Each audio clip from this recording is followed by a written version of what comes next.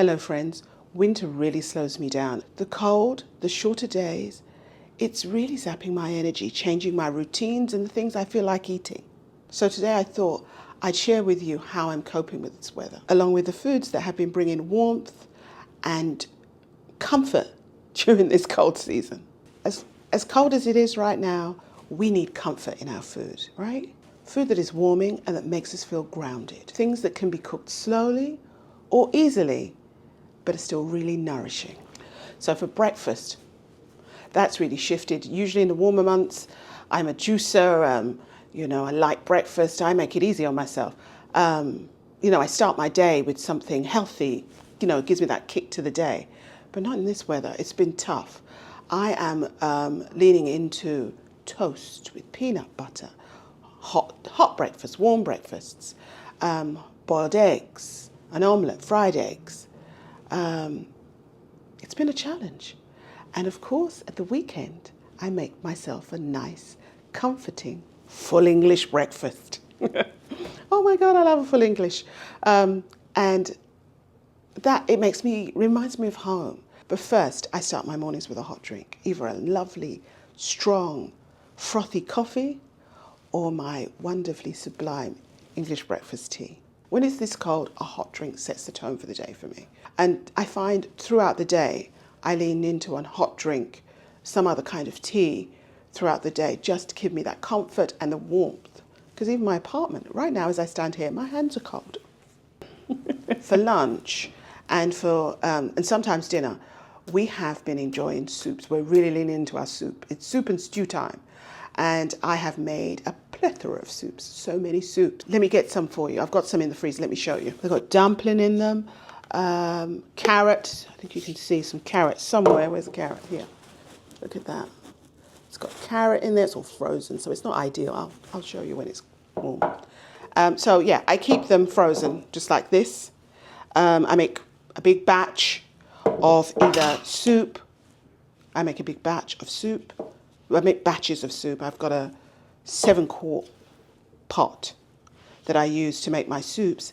And then we enjoy some the day I make it or the day after I make it, and the rest goes in the freezer. And these I think are 16 ounce. For the wonderful man in my life, this is his portion. For me, I have about 12. 8 ounce to 12 ounces. So this is maybe 2 for me for lunch. Anyway, for dinner, I'll most probably have 12 ounces. And yeah, these are 2 different soups. I can't remember what they are actually.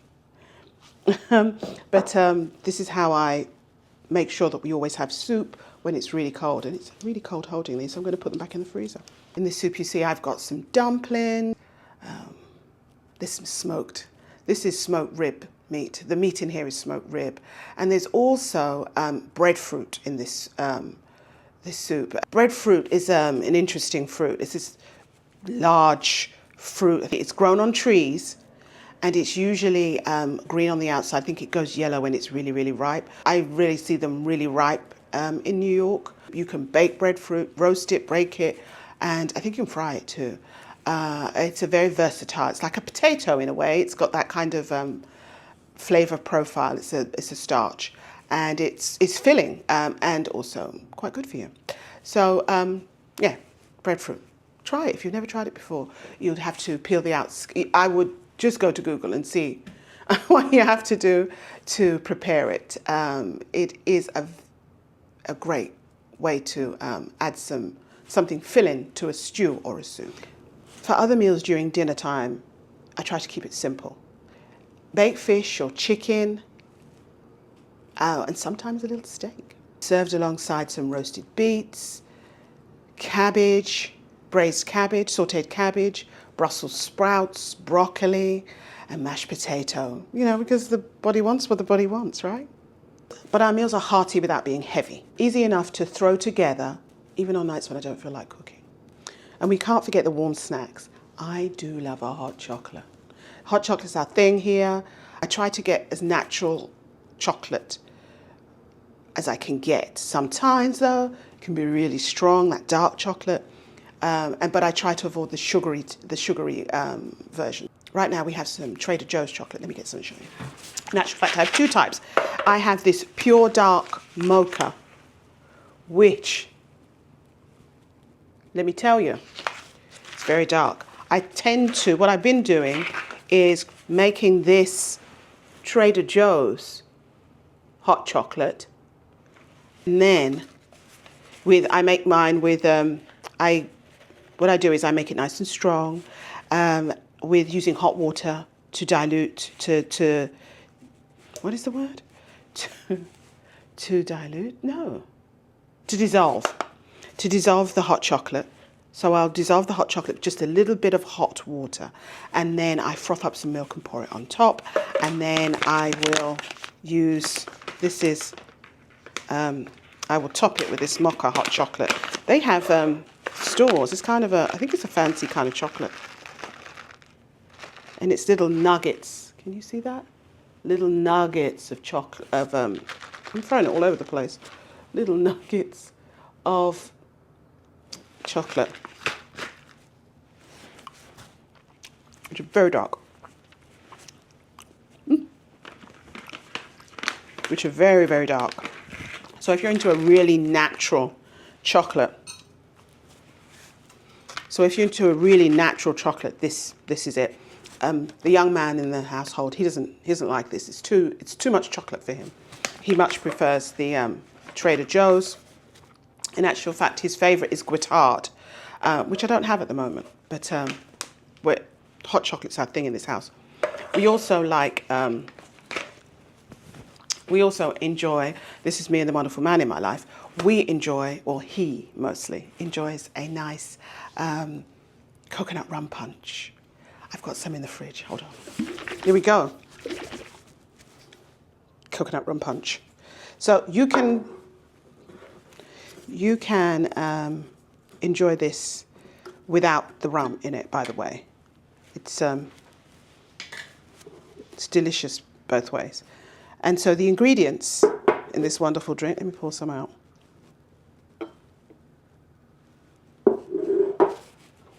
Look at that. Oh, she's bubbly. Can you see how bubbly she is? I just shook her. But she is dynamically tasty, let me tell you. And you see there's flecks of cinnamon and nutmeg in this. There's a lot because we like a lot. This is a drink that is all about preference, how you like it. The ingredients are fresh coconut, 2 cans of coconut milk, and a can of, what's it called? Sweetened condensed milk. And then cinnamon and nutmeg. And rum if you drink. If you don't, you can have it without. It's rather sweet, so without the rum, with the rum, you should stick to the 2 cans of coconut milk and the can of sweetened condensed milk. You can use less condensed milk if you're not using rum, but if you're using rum, you can use it all because you'll need that sugar to bolster the rum, particularly the kind of rum we use, which is the overproof Ray and Nephew overproof rum. She's a darling and she's very, very strong. So she needs sugar to balance her out. Instead of rum, you can use some other kind of liquor if you really enjoy, if you prefer. But I think it tastes great with rum. So this is one of our treats and it's divine. For a drink, I think it's always nice to have grated fresh nutmeg. It just tastes nice. The cinnamon's, that's not important, but the nutmeg really is because that kind of, the flavour bursts into the drink. It's really nice.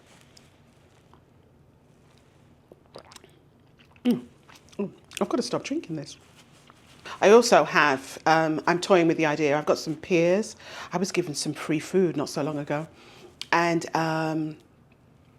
it came with 1 pear and I had some other pears that just were not on the ripe side. So I'm thinking I might bake those. So that's another, for dessert for one evening this week or maybe, for the week I might slice it up or cut them up and enjoy that throughout the week with some yogurt. But that's how I'm coping. I find it important to make sure there are some treats with our meals because with the wind whooping up the way it does, you're going to want something that's comforting. It's a way of making sure, by creating my own treats, it's making sure that I don't go too crazy and buy something I shouldn't. It's not about eating perfectly. It's about choosing things that makes this season feel more manageable. And of course, a little comforting. I'm finding slowing down, eating warm food, and letting the season be what it is what's working for me. I hope you're finding comfort in these chilly months. If you feel like sharing, I'd love to know what you're eating or doing to get through this cold. Don't forget to smash that like button to let me know you came by, and subscribe to hear some more food talk. Thanks for spending time with me today. Stay warm and eat well, and I'll speak to you soon. Take care. Bye-bye.